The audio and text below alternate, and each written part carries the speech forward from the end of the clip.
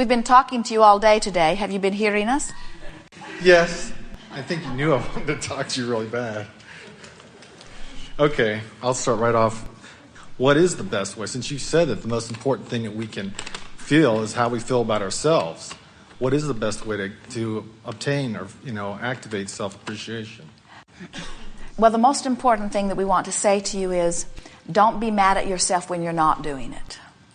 Words such as, I'm doing all right. Words such as, it's getting better and better. Words such as, oh, I wish I'd known then what I know now, but I'm glad I know now what I know now. Words such as, I'm sure that there are people who have been very troubled in the past who are feeling very good now, and as I am troubled, I can get feeling good as they are feeling good. In other words, there are others who have been where I am who are in a better place. Okay, well, It's just like talking it down. Okay. Here's the thing that's tricky about this. Have you ever had an argument with someone, and as they are spewing their anger or their point of view from a place of anger, it usually doesn't evoke from you a kind explanation? Because for you to converse with them at all, you have to meet them on their vibrational level. So what we want to say to you is, even while you begin to receive the thoughts that are negative to you, that are condescending or even unkind. No, well, they usually tell me to do negative things is what my voices are like. Another part of you could say, no, that's not who I am. But by the time you're receiving it, you're already sort of caught up with the argument, so to speak. So we would not try to debate.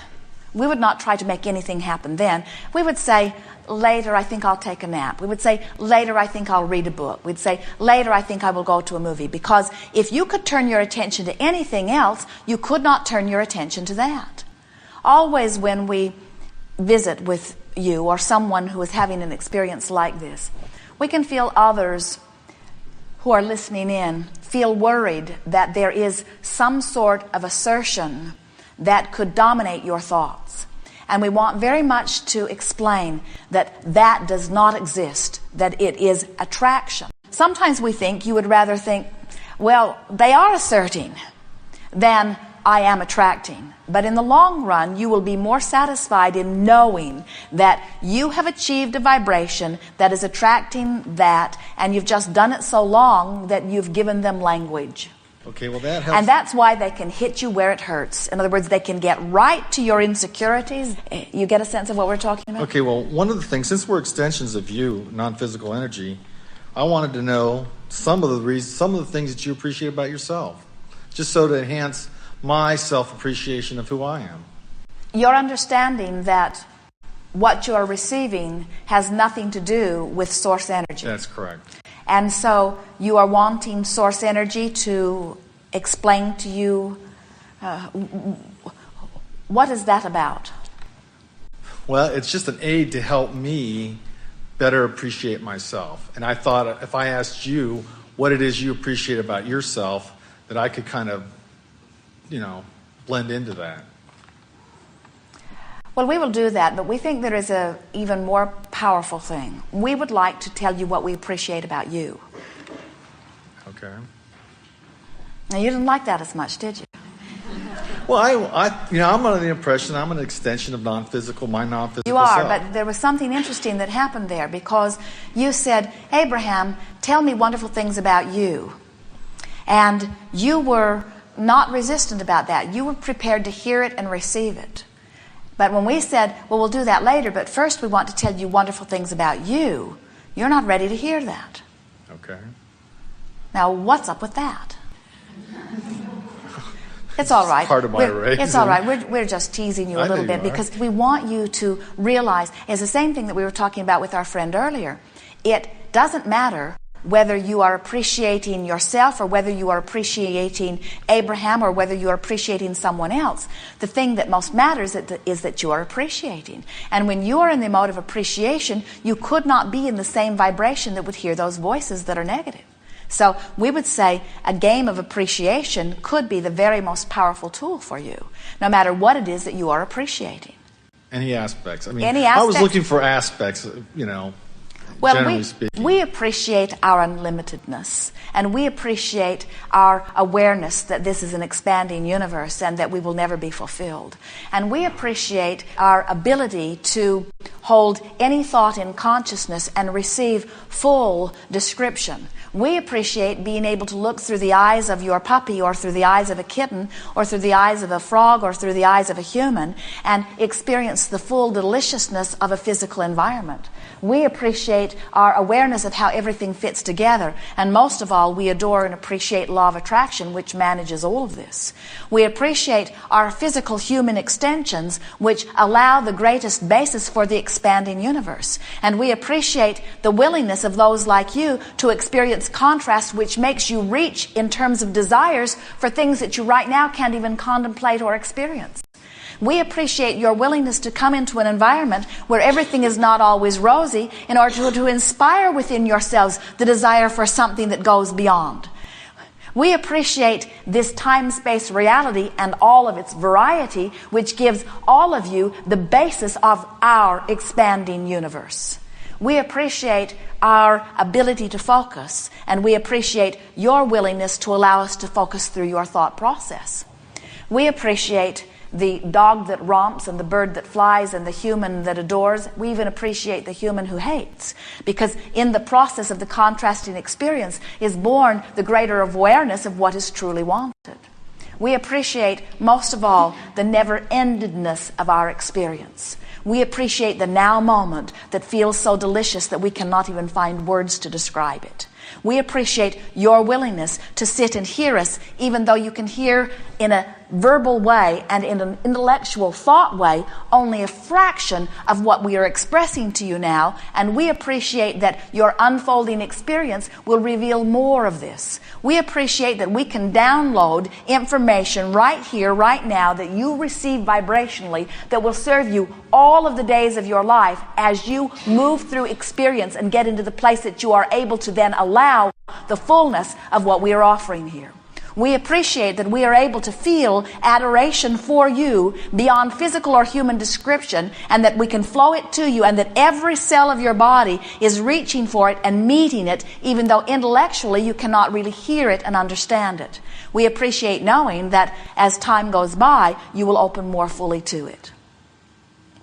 Okay. Oh, and there is so much more. I'm going to try this.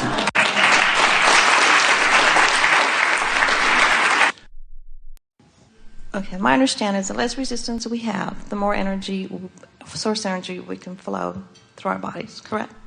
There are two aspects to this creating. There is the summoning of the energy, and there is the allowing of the energy. So, extreme discomfort is about summoning more energy than you are allowing to flow. So when you're ill, you're calling for more energy, but you're not allowing it. And that's where the illness comes in. Is that correct? Illness is about the contradiction in energies. It's about the misalignment of energies. Okay. The reason for my question is you have said that our connection to source energy, or source energy, is at a cellular level. That we're thinking it's up here somewhere, and it's really at a cellular level within our being. And I was trying to get a visual on allowing that energy to come in at the most basic element of my being, which is... Well, the cells certainly are calling energy. That's what your life force is. That's the cells asking for the energy and the source answering that. But as you, as a human focal point, get an idea, your idea summons energy in an even stronger way than the cellular energy. In other words, when you think thoughts, when you focus with your thinking mechanism, you are summoning energy even more powerfully. So you have a picture of energy being called through you. And for now, let's say the cells are calling some of it and you're calling it through your desires. In other words, you know you want to feel good. You know you want to be of value. You know you want to be a good friend. You know you want your body to feel good. You know you want the world to be a better place. In other words, there are all kinds of things that you've lived that have caused you to conclude your preferences. And those preferences are calling energy through you. So you are a powerful focal point. As we talk about the art of allowing, you could say it, in other words, by the path of least resistance. In other words, the path of most allowing and the path of least resistance is the same path. So you've got to find your path of least resistance.